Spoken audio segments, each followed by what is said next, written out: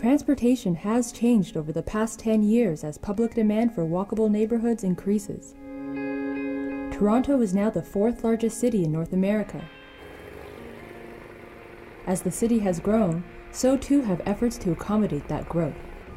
Walk sign is on for all crossings. Priority crosswalks are now in place at some of the city's busiest intersections.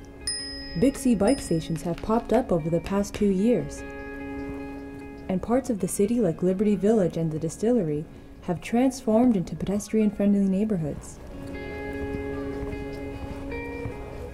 Despite these changes, commuting rates by walking and cycling in the GTHA are among the lowest in the country, according to a recent Stratcom survey. While the health benefits of biking and walking are numerous, and the cost of investing in it is comparatively low, there are a few financial concerns for the city. Shared bike company Bixby has struggled to make its payments. If the company defaults, Toronto will be on the hook for $3.9 million. And collisions involving pedestrians or cyclists cost over $60 million each year. By continuing to improve the safety of active transportation, Toronto could reduce collisions, injuries and fatalities, and generate significant economic benefits. Part 1 of Looking to the Future of Urban Transportation, Rethinking the Way We Walk and Bike. Okay, so let's start with, I guess, what folks in your business call active transportation. Cycling, walking, rollerblading, other things like that. Let's start here. How much of what you see in the Greater Toronto and Hamilton area right now do you think is friendly to this kind of active transportation? Well, I find it's amazing that what you see on the ground is only half of it, right? The story is behind and what people are aspiring to. And I walk around my office and I ask, for example, just who owns a car, and probably I asked the same question 10 or 20 years ago, and most people would have aspired to have a car as part of their ticket to freedom. Today, things are very different. And you what start percentage do own a car? Well, I'd say about 1 in 10. 10% of your people own cars. In our office. And where's your office? Yonge and Bloor. Well, you don't very need one specifically, there, right? Yeah. Because of that.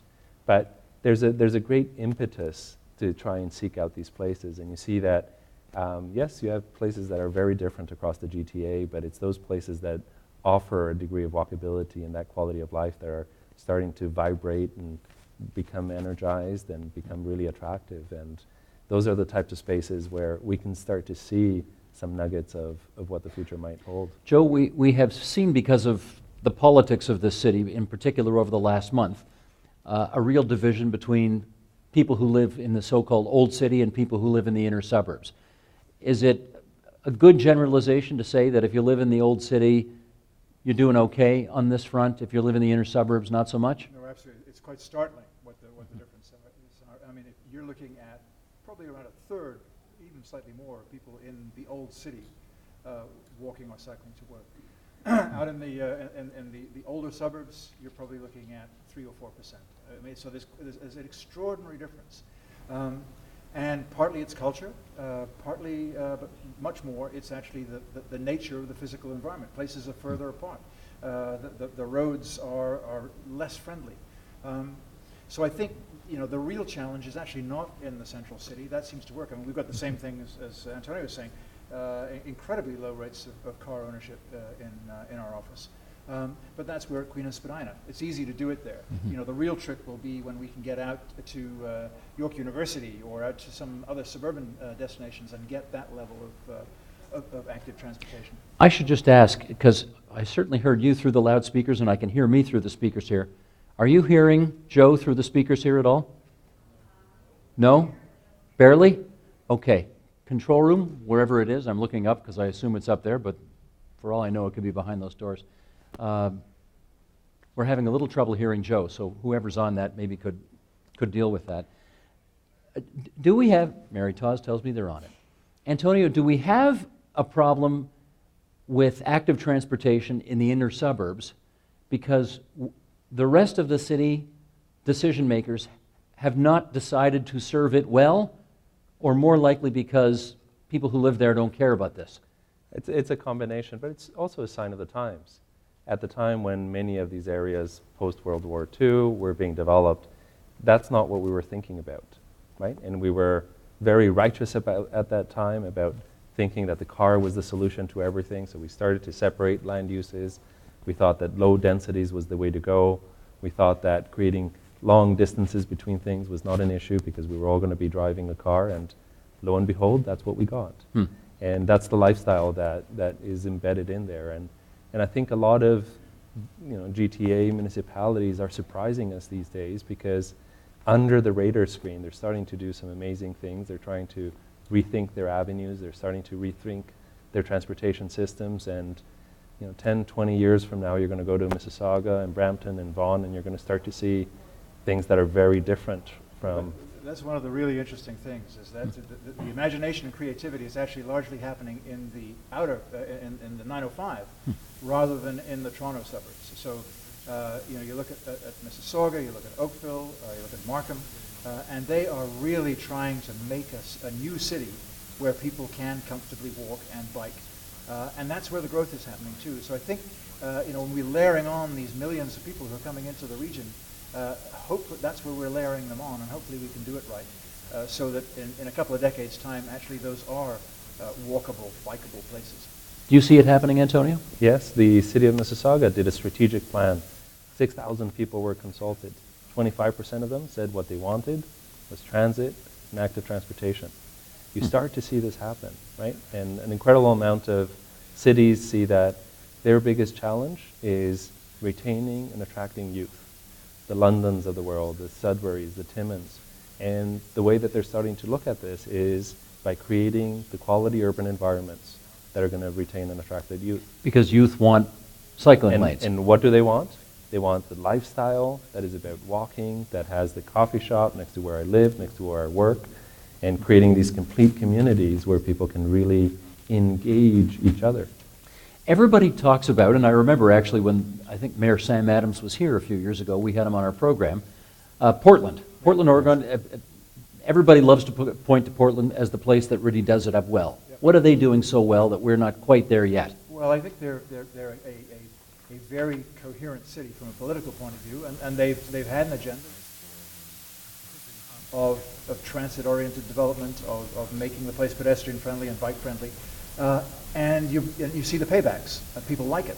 So one of the things that I think the whole cycling movement has almost, in the suburbs, is regarded as a burden rather than an opportunity too often, as a cost rather than a benefit.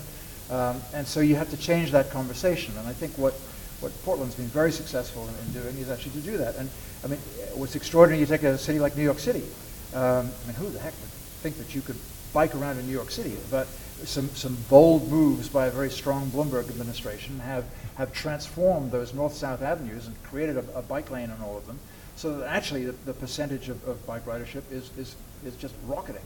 So if you do this and you brand it properly and you give the right thing, it actually will work. Okay. The other thing that Portland has done is really understand the value of investing in transit. They recently invested $125 million into their LRT and had a third-party business evaluation, and they concluded that the LRT had generated $3 billion in return. That's a tremendous return on their investment, and they understand it as an investment, not as a cost. I'm going to be the resident curmudgeon just for the heck of it here, but really, how do you know? How do you know that little money levered that huge dollar sign afterwards? Well, and I think every community has to be asking that, right? They need to be asking, what is the value that we're going to get out of our investment? Is it the land development? Is it public health? Is it quality of life? And communities need to start determining what this is all about. And we seem to put the value of transit entirely on the fare box, right? Trying to get the return there, where that's not the purpose, right? The purpose is a much greater city building objective. Okay, that's active transportation. That's segment one. We're now going to play another video, and we'll set up our second discussion by bus or by train. Roll tape.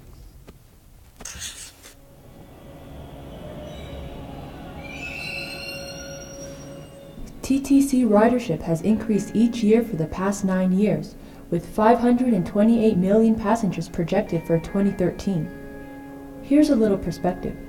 Toronto's current population is 2.7 million, and the TTC has the third largest ridership in North America, after Mexico City and New York City, both cities with populations greater than 8 million people.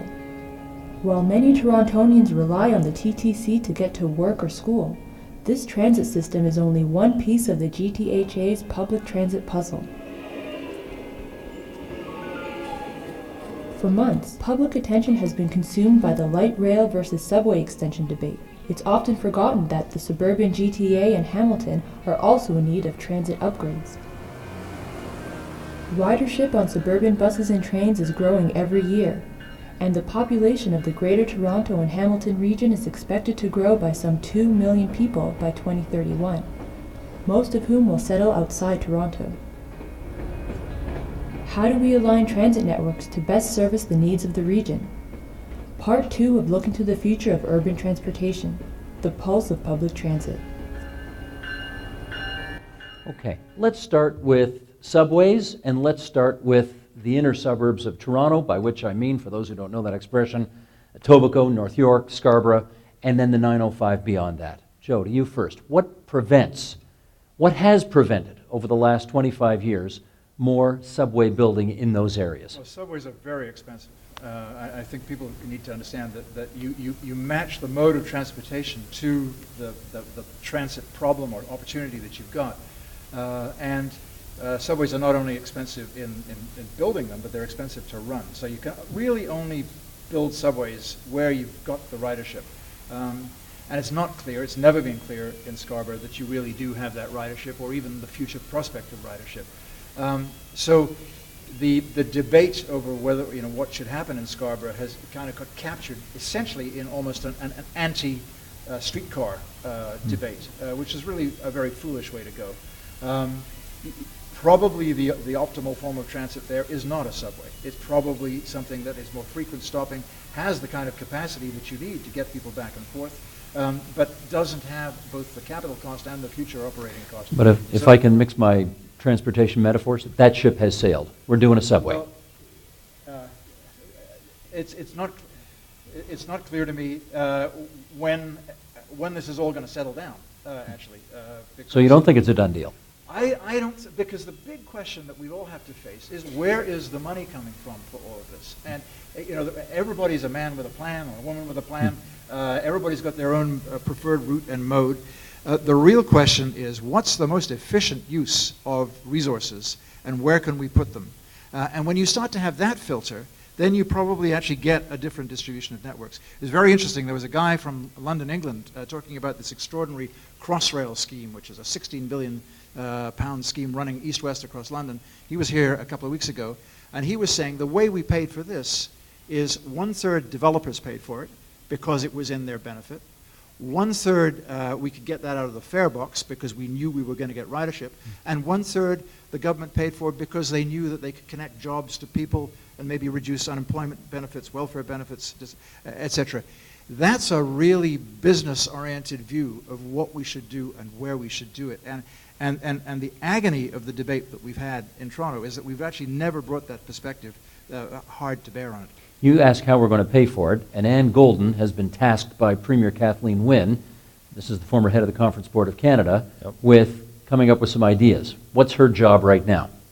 Well, she's very much focused right now on trying to identify the ways to fund transit and transportation extensively.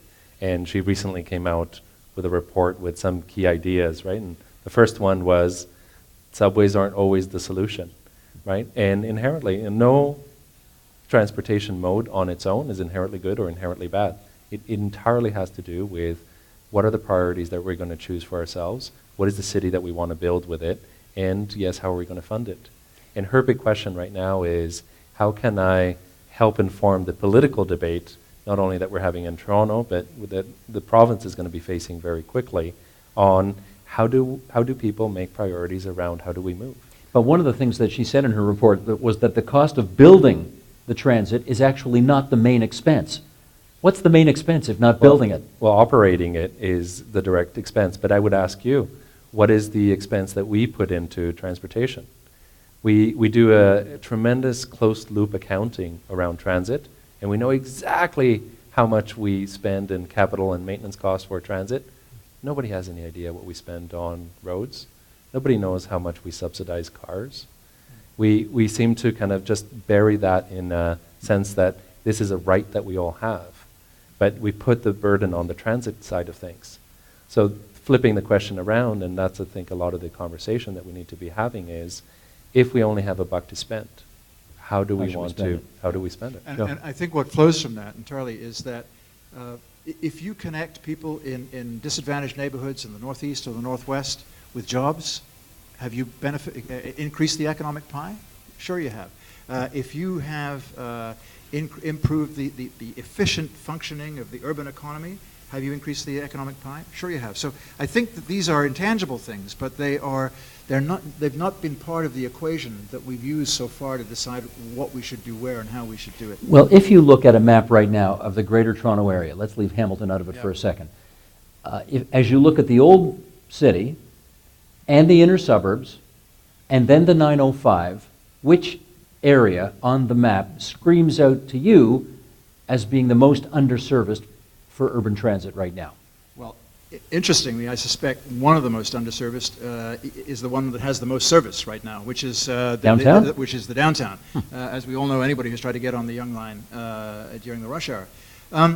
I think that we also need to recognize that what you want to connect are actually jobs. A lot of the talk about transit is trying to connect where people live, but actually it's much more efficient to connect where they work. And if you manage that right, so there's a huge bunch of people working in Mississauga City Centre or in Markham City Centre or in various other suburban nodes, Oakville. If you can connect those, then actually you've begun to get an efficient transit system going. And we haven't actually managed our city well enough to concentrate that employment out particularly in the 905. And that'll be, I think, one of the tricks when we're adding these millions of people who are coming here. It's also millions of jobs. And putting those in the right place will actually be what makes the transit system work. So the approach we take should not be, if you build it, they will come. It should be, we will build it where they've already come. And where we're going to make sure that more and more people come there. I mean, it's no accident that downtown is booming, I mean, extraordinarily. It's because it's got this superb transit system, and GO is just cranking the game up all the time. And that's become an incredibly efficient place to work. And relatively easy to get to. It isn't so easy to move around in suburban environment any longer. And so you're seeing this drift of jobs from the 905 into the 416. It's healthy in some ways, but I think we need to make sure that we get the 905 to work properly as well. What would you identify as the key gaping hole right now in rapid transit in the city or in the suburbs? Well, I think it's tying together the transit investments with the land use, right? What does that with mean? the land use, with how we imagine the city to be growing. And there's some places where it's happening. The Vaughan Metropolitan Centre is thinking, how do we tie how the city is going to grow with what kind of transit we're going to be building into it. Yeah. Yes, Yeah. and that's very much a result of that kind of thinking coming together. But there's many other areas where that's not happening. A lot of the bigger corridors, a lot of the areas where LRTs and BRTs may be coming along. But would you agree that, I assume what you're referring to is some kind of downtown relief line from Union Station up to the Bloor line on a diagonal is what we need? Or potentially something that runs further north. I mean, I don't want to get into, it's always the mistake that you settle on a particular piece of transit infrastructure, but the key is, where can you best connect people and jobs? Where's the place, again in London, England, developers pay to get transit. You ask yourself the question, where in town will developers pay, make a financial contribution for transit, because they're the beneficiaries? Those kind of questions, where are there pockets of people who can't get easily to work and our unemployment rates and disability rates and welfare rates are too high? Ask those kind of questions, and that gives you a very different geography of how the city should work. And to that point, Metrolinx has 18 projects that just touch the Toronto periphery. The City of Toronto already has a whole bunch of projects on its book. The critical piece right now is, how do we prioritize? How do we look at all of these projects and be able to say, this one, this one, this one are the ones that make sense? Now let's just start building them. And there's been a lot of conversation about, if we had just built steadily for the last 30 years instead of the big gap of having done very little. And Right now, there's a tremendous amount of initiative, and I just see everybody in the audience sitting on the edge of their seats wanting to say things because their passion behind this is tremendous. But it's being able to prioritize, make decisions now, and start sticking to it and start delivering them. Okay, but the people who make the decisions are the people who sit on city council. And the people who sit on city council reflect where the population is. And more people live in the inner suburbs than in the old city. So at the moment, we're talking about rapid transit in the inner suburbs. Do you think that ought to be the highest priority at the moment? Well, I keep on finding that the population often is way ahead of their political leaders. And when you go out and you start talking to people, they do believe that transit has to be a big part of the equation. The capacity building is what Joe was mentioning, is tying the technology to the densities, to the ridership, and having an intelligent conversation about what is the city that we want, and what is the technology that's going to help us deliver that city that we want. Intelligent conversation and what happens at City Hall are not often the same thing. No. So what do you want to do about this?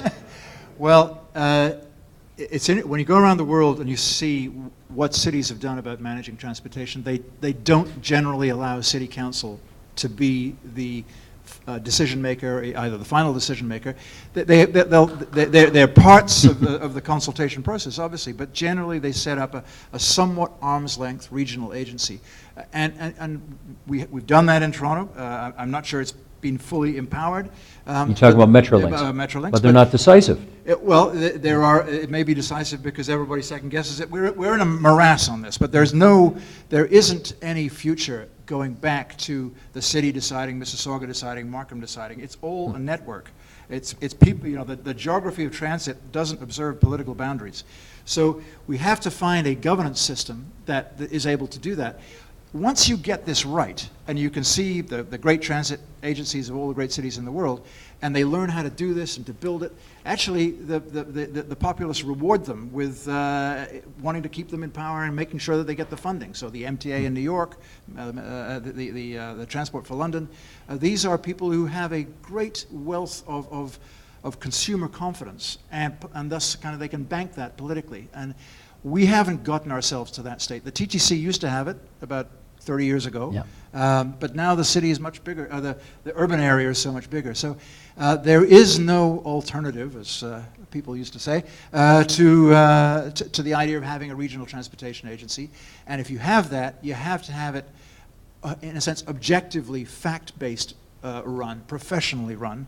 And then decisions over funding ultimately have to be political, but then just let them get on with the job. Gotcha. Okay, that's segment 2. Let's go on to segment 3. Once again, we're going to have a video open it up, and this one's called By Car or By Truck. Roll tape, please. Rush hour traffic, don't you just love it?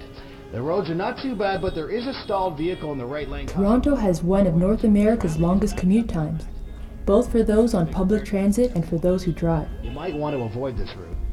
Due to Ontario's geographic size, the road and highway system is quite large and demands sizable spending. Traffic is backed up, there's an accident, and everyone is stopping to look. Many of the roads connecting the region's urban centers face unprecedented congestion and gridlock at rush hour, which currently cost the economy $6 billion a year. And with this problem comes another. The increased traffic volumes at a standstill means more air pollutants and greenhouse gas emissions. The Gardner Expressway is crumbling. Construction is constant. Commuters are losing patience. From the much debated gas tax to adding more road and highway tolls, there have been many proposals to reduce congestion and emissions. What strategy or combination of strategies best addresses the unique concerns of the GTHA? Part 3 of Looking to the Future of Urban Transportation, Rethinking Our Road Infrastructure. Okay, Antonio, as we rethink the road infrastructure, what do you think the most pressing issue is right now for our road and highway networks in, let's go broader, Greater Toronto and Hamilton area? Yeah, so one of the things alluded in the video is certainly the notion of, are we moving cars and trucks, or are we moving people? So reorienting the idea of, no, let's start talking about moving people and let's start talking about moving goods. And what's the best way to do that? And in many instances, that will take us away from moving cars and individual pieces of technology to broader ones. The other part that was alluded there, which I thought was very interesting, is around the funding pieces, is identifying those that are actually going to influence behavior. So we've been running this consultation for the City of Toronto around how to fund transit. Who's we? My office has been helping with this process. It's called Feeling Congested, but the city is extensively doing this. And one of the things that we discovered is there's certainly a great potential in the funding tools that are going to start to influence behavior. So I'll give you an example. Gas tax. That if you have the option every day to think about, hey, if I use my car, I'm going to have to pay a little bit more. If I use transit, it's going to be slightly different, versus property tax. It doesn't actually influence how people move, right? So if we start to make the priorities and start thinking about how are we going to influence the conversation and the quality of life of everybody on a daily basis, then we can really start making changes. And we can't just abstract it to the point that nobody relates to their daily lives. Of all of the different revenue tools, as they're now called, that are, I don't know, back in the day we called them taxes or fees or something, but now they're revenue tools. What do you like? What don't you like? I like the ones that try to change behavior. So obviously gas tax and road tolls. Road tolls are incredibly complicated to put in place, but if you can change people's travel behavior by the time of day or time of week, or so they know that they're paying for when they're going, that actually does have quite a good effect. I don't think there is any. It's got to be a bundle of tools. There isn't any single one that can work on this. The other thing is it's a lot of money. I mean, you're looking at having to raise $2 billion a year. That's a lot of money. So probably you also need a real big heavy lifter like a sales tax. So this is a lot of stuff. Is that politically saleable? Well, here's the thing. We are going to add the population of Montreal to this urban region over the next couple of decades. And I don't think anybody's really woken up to the political implications of that. If you think it's tough to get around now, you just wait a while when we've added 2.5, 3 million more people. And really governments are being incredibly derelict in grasping this one. Everybody understands why it is because nobody likes to tax anymore. But I think there is a growing realization that the future has actually happened in the 905, where you just can't get around anymore. That we have to find some alternative to that. So, but if we get 2.5 million more people living here, presumably working, paying taxes, will that not realize more revenue for the Treasury? Well, one would love to think that that's the way it's going to work. And if you structure your finances, it ought to. I mean, if you think of the GTHA, like a Greater Toronto Hamilton area, as a business, we're doing gangbusters. We're pulling in 150,000 new people a year, so we ought to be able to find some way to finance that just on that growth. Easier said than done, but I think it certainly does mean that something like a sales tax or a gas tax, there's a huge amount of upside that you can get out of that. Do you think, as Rob Ford has often said, that there is among, you'll forgive me for putting it this way, you kind of people, a war on the car? Well, I think that's how the debate has often been characterized, but I think most people in their daily lives make choices, right? Sometimes they'll take the car if they're taking their kid to the tuba lesson, right, or hockey. But sometimes, if it's a nice day and it makes sense, they'll take transit. Sometimes they'll bike. And the trick is about increasing choices, not decreasing them. And it's the difficulty you got right now is you don't have any choice in large parts of the urban area. So you've got to drive the car. The war on the car is congestion. That's the real war, the stalemate. This is like the First World War. It's trench warfare, and increasingly going to be that, with no movement and endless casualties. And that's what we have to try and get over. And so you've got to provide choice. And the suburbs are incredibly deserving on this. And it's interesting when you go and talk to 905. I think I've noticed in the last decade or so a complete culture change in the political leadership there. They are not as afraid of these issues at all as as some of the downtown suburbanites seem to be. Okay, let me ask a few more questions here, and before doing so, let me just, as the kids say nowadays, offer props up to David Irwin, who did all of those 3 videos and who did a really nice job, I thought, and if you wanted to applaud for him, I would think that'd be terrific. So well done, David Irwin. Thank you for those. I also want to ask this audience, let's go through this here. How many people got here tonight on their 2 feet? Who walked here tonight?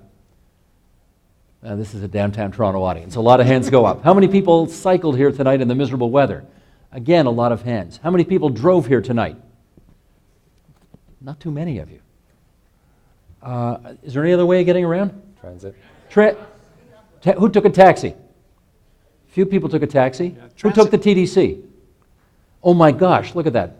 75% of the hands just went up. TTC, who took subway? Hands? Hands down. Who took a streetcar? Do you like taking the streetcar? Not particularly over here. So we prefer subways. We do prefer subways. Ford's right. Hudak's right. We do prefer subways. Is that right? Okay. Oh, yeah, I just said something terrible for this audience. Can we just shoot a bit of a sitting duck here? Go ahead. There is a heck of a difference between the Queen or the King or the Dundas streetcar, which is operating on a street with all kinds of traffic in it and slow as all get out and isn't given any priority, and a modern LRT with its own right-of-way. Its own right-of-way that can Yeah. whip along and get from one place to the other. Okay. And there's been a complete sort of downsell of LRTs because of the streetcar connection. And we just got to get over that, because certainly out in the suburbs, you've got broad enough, big enough right-of-ways that you can have a exclusive right-of-way for your transit. Okay, Antonio, let's start with this one here. We're going to do a couple more minutes here, and then we'll get this audience in. When you think about the list of things that constitutes the good life in Southern Ontario, where do you want to put access to good transportation choices on that list? Right at the top. At the top? Right at the top. And I'll give you a couple, because we have done a lot of public consultation on this, and often that is right at the top. But look at the College of Physicians right now. They're reorienting a lot of what they're doing and putting active transportation as one of their key campaigns for public health. Cycling, right? walking. Cycling and walking become key aspects about a healthy Ontario, right? And you see that from a number of different perspectives. You see the marketing for many new condos showing up. Walking and being able to cycle around these environments become right in there with the quality of life. It is a great indicator. And think of any place that you like in the world, right? And just pause a second and think about it. Likelihood is in that space, you're walking, right?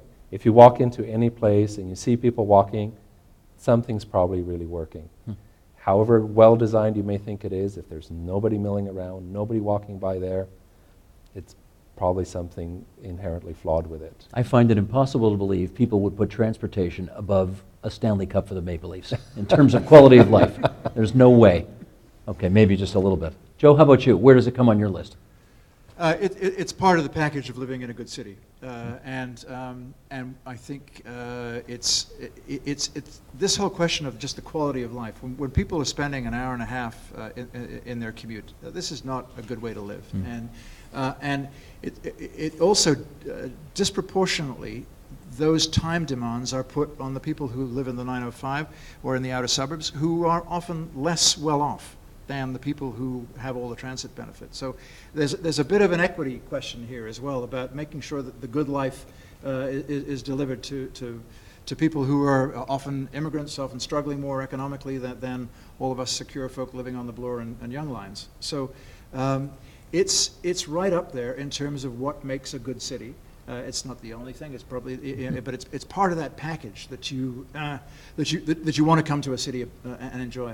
Yeah, well, and equity is certainly a big part of the equation, but increasingly it just makes good business sense.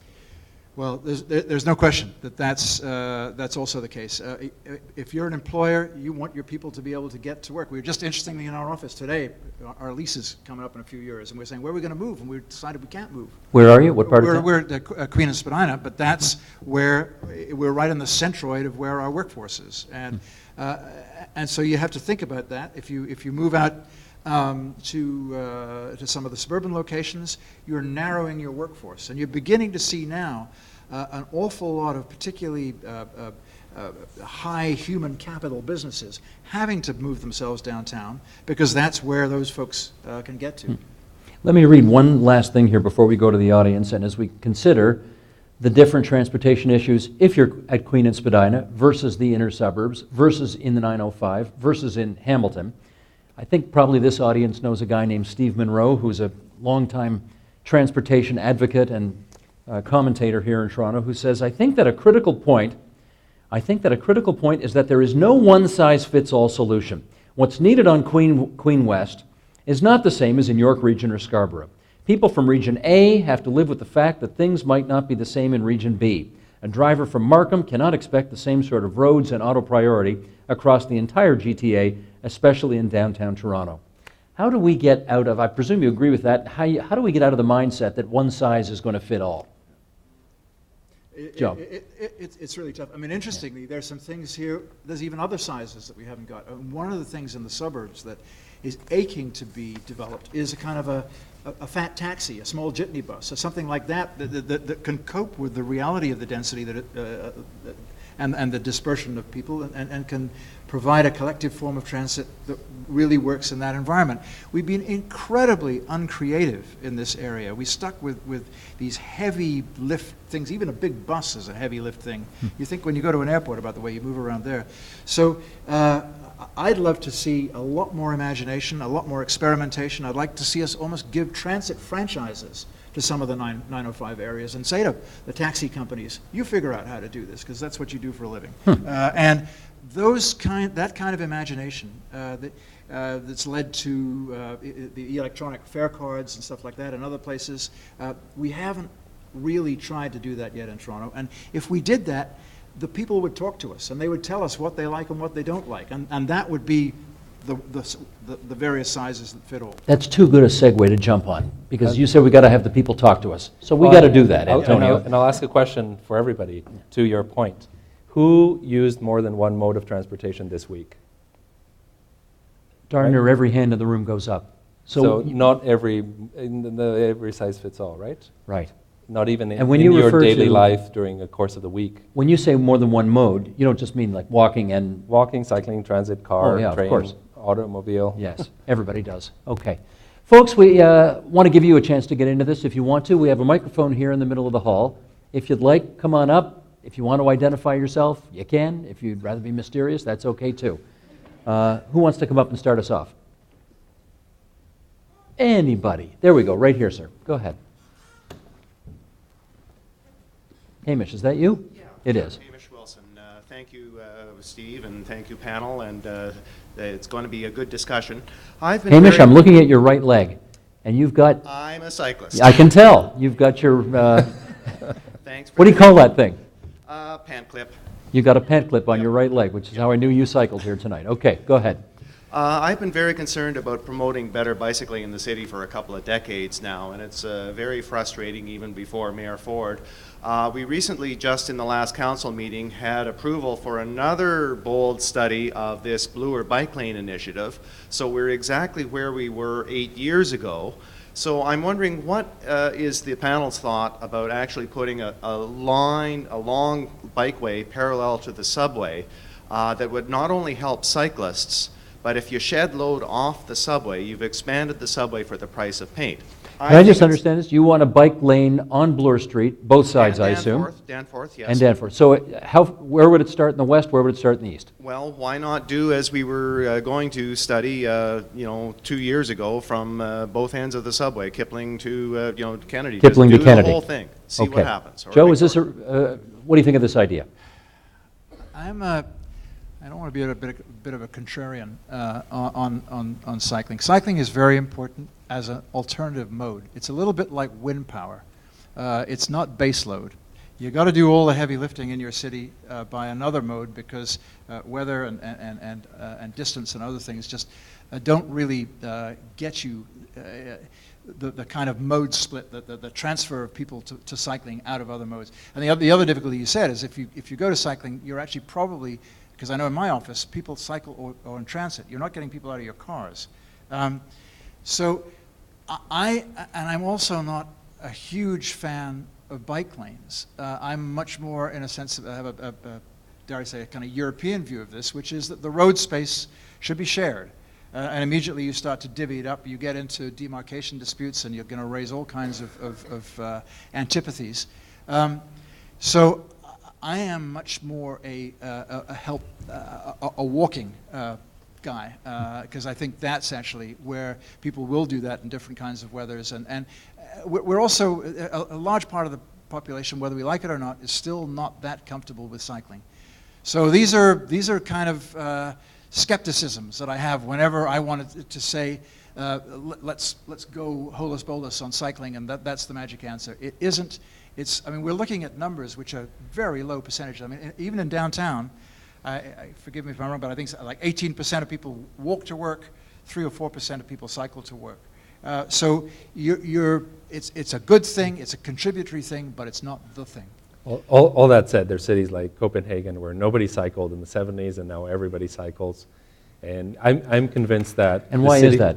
Well, because they decided that was the way to go, and they invested, and they were extremely intentional about it. Cycling infrastructure. Yep. Bike lanes, everything. And recently they did a survey to try and figure out why people were cycling, and it was fascinating to me to find that 3% of people said because it was good for the planet, it was moral, it was environmental. 97% said because their quality of life was better cycling, because they couldn't stand the driving, they couldn't stand the other modes. Yep. But to your point, my sense is the city needs some robust, solid east-west and north-south commuting cycling lanes. If it's on Bloor, I don't know if it's where it is, but it does need an option for how do people move long distances by cycling, and that has to be a priority. I agree, and it could help King Street or Queen Street. We don't have a good east-west route, either near Bloor or down near King and Queen, and you see tweets about somebody passing, cyclists passing 6 streetcars. If you give people an option, it'll be probably cheaper, and it'll be probably better for all of us. So let's give biking a chance, please. Let me follow up. I actually think if you're going to do it, the corridor is King Street. King Street is an incredibly heavily used transit street, so that if there's a street in town that one makes into a transit and biking and pedestrian street, that's it. That would be a fantastically bold thing to do that east-west. How about both? Bloor and King. You see, there's all sorts of parking on top of the subway. Hamish, thanks a lot. Thank you. Appreciate it. Yes, sir, next. I'm wondering if you guys have a position on alternative car sharing programs. I'm not talking about just Zipcar or Car2Go. I'm talking about, say, Uber, and I failed to remember the other sites' names, where people are actually renting out their cars, like National Rent-A-Car, while they're sort of working during the days, but during the afternoons, people can rent their cars. Those things are highly unregulated for the most part and very new. But where do you guys stand on that, if you stand anywhere on it? First of all, does everybody know what Uber is? Not everybody. I see a few. Do you want to just take 20 seconds and tell us what Uber is? To the best of my understanding, Uber is like a taxi kind of service that you can do yourself with your car. You text a number, and you text your address, and they'll come and get you. Exactly. But it's not a cab. But it's not a cab. It's not like Blue and White or Beck or anything along those lines. It's like, let's say you owned a car, you could be part of the community and pick up Steve Paikin to bring him to the Monk Hall here or something along those lines. And it's a little bit more expensive than a taxi, but not I can't speak eloquently on the fee structure. I've never used it myself. Yeah. I've just sort of read a little bit about it. Okay. But I'm wondering if the gentlemen here know more about it. Bunch of different ideas around that, Joe. I think this is exactly the kind of imagination that we need. The average car is immobile 95% of its life. The average occupancy of a car on the 400 series is like 1.1 or 1.2. I mean, incredibly. So there you got incredible spare capacity in the system, both the object of the car, which isn't used enough, and the fact that there's all the spare seats in the car. So some clever way, using all this wonderful technology and social media that we've got. That's what I was saying before about having this kind of informal taxi system or formal taxi system. I think these are quite interesting, exciting ways to go, and I'd love to see almost a kind of experimentation. Mississauga should just run with this, and Markham should use all the imagination they could, and then it'll filter back into Toronto. And extensively, communal ownership is just starting to balloon, and it is actually transforming cities. Yeah. I was at a meeting the other day, and somebody who had an amazing amount of tools in their garage started to rent out, per hour. You could go and work in his workshop, and that's great. So a whole bunch of people in the neighborhood who don't want to invest into that can easily use this workshop. It's great if you're not selling rakes. It's great if you're not selling rakes. Yeah. If you want everybody in that neighborhood to buy a rake, like if you're Home Depot, it's not such a good idea. Exactly, but for car ownership, for space, people are starting to rent out their attics or do their vacations by renting out couches in different places, and not needing to own so much stuff, right? And not needing to own a big backyard and not needing to own the two-car garage is allowing us to live in more compact, simple, and places where we can actually start to re-emphasize the communal aspect. So public space, the streetscape as a place for social engagement, all these other things. So there is a big shift of folks who have now decided, I don't want that big car garage and in the big 1 acre lot. I actually want to live in an environment where I can engage other folks and I can rent and pick and use things as I go. You've just self-identified, though, as a elite downtown white wine sipping, stereotype, which people who live in the inner suburbs reject, and that's why they live in the inner suburbs, because they want two-car garages or in the 905. They want the space. They don't want an intensified lifestyle. You notice it's the second time tonight you called us Pinkos. I didn't say Pinko. Anyway, I'm going to reject that label. But it's interesting. We should not judge the suburbs by the Toronto 416 suburbs. If you go to Oakville or Markham or Pickering or Mississauga, Port Credit, you find actually very different, much more modulated views on this. It hasn't got as politicized as them against us. And you're actually, I think, seeing there a lot more imagination. I mean, one of the interesting things about what you're saying about various forms of car sharing, people's travel behavior is very repetitive. They do the same trip more or less every day, whether it's to work or to shop or to school or whatever. And a repetitive thing is a very easy thing to capture in all of that vacant space using the kind of technology we have. I think you see that now in the zip car explosion, and you're going to see the next generation of that in these kinds of car sharings. Gotcha. Sir, please. Hi, I'm Craig White. I'm with urbantoronto.ca. What is that, Craig? It's a development website. We essentially, wherever a shovel is going in the ground in Toronto, we're interested. I live in the inner suburbs. I live about a 15-minute walk from Old Mill Station. And just for those watching, that's the west end of the city. Exactly. And I live about a 15-minute walk from Humber Loop GO station, which does not exist. If it did exist, I could walk to it and take the GO train down in about 10 minutes, 25 minutes total, instead of about 3/4 of an hour total to get downtown. If this were Berlin, there would be an S-Bahn station waiting to take me downtown. If it were Paris, there would be an RER station. Here we see GO as a way to move 905ers to Union Station. In these other cities I'm mentioning, the same infrastructure would be used for express rail around the city and not just for commuter rail. We have this huge infrastructure waiting that needs some upgrading with electrification, with more double tracking.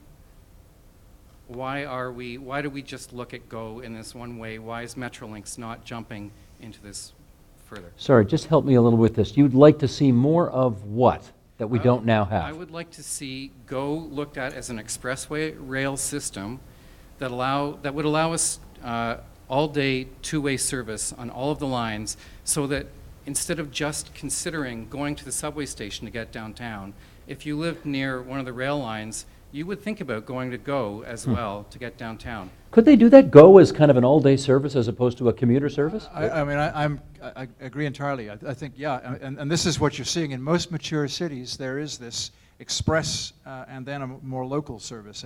And frankly, the subway we have is not express, it's a local service. Compare it to New York, where you have the express trains. Right. They're on the same track, but in Paris and in London, various other cities, Berlin, you have these, on the old rail lines, you do have these super fast all-day service. And I think that's going to come. It's less expensive than building a new piece of transit infrastructure. And if you electrify, you can get the speeds up, so that this really is a very effective thing. So I think I frankly hope when we come back in 2 decades' time that we'll see I know. Well, give it a little time. You'll see a huge green network that's at the same density of the subway network. In fact, it's already happening, and I see a couple of Metrolinx people in the audience tweeting madly. So if you follow your Twitter feed, you'll see how, yes, it's happening on this line and that line. It's already starting to be rolled out. A little too slowly. Do you want to identify the Metrolinx people? No, we shouldn't do that. Okay. Please, yes. Hi, Izzy Line. Both of you have talked a lot about supply. What about working on demand? Reducing demand by promoting telecommuting, satellite offices, those kinds of things, the better use of Skype and for meetings and things like that. Is that a realistic option? No. Okay. How come? I would say yes. At last, we have a disagreement. Joe, why do you say no? Because everybody's dreamt that this was the solution, that we're going to have wireless offices, that everybody would work from home, and if anything, the digital age has made concentration more exacerbated rather than less. A lot of complicated reasons why that is, but the notion that there's going to be any dent in travel demand in a city because of digital activity, I think has been proven not to be the case. And as I say, if anything, it's tended to increase people's knowledge about what they can do where, and so it's probably increased the kind of vibrancy of the atoms of the urban area in I think what are quite good ways. So that's why I say no. And you say yes because? I say yes because the aspiration of moving less is not going to be delivered through the digital technology, but it is going to be delivered through other means. It is, in fact, one of the principles of City of Toronto's official plan. And seeking to don't make it right. Well, no, but seeking to create complete communities, places where people can start to achieve some, if not all, of the activities of their everyday life within walking distance. And we're starting to deliver that in some areas. So if you're going for the proverbial bag of milk, in many instances you would have had to drive. You know, if you can live in an environment where you can walk to that or cycle to that or use transit to that, and you can start to see areas in Mississauga and Vaughan are starting to transform themselves under that principle so that people can actually start moving less. And it may not be that you're telecommuting, but yes, it may be that you're shopping, right? Or that you're going to school. Bringing schools back into neighborhoods is a critical piece, right? I want to save some time for just informal conversation among our guests and you, but maybe we've got time for one more question if somebody has one more.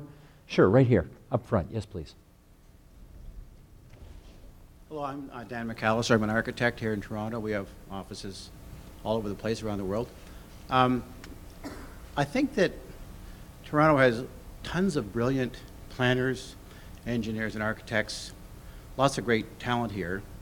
I think we got a bit of a legacy of impotent multiple levels of government, and also of always delivering something at twice the budget.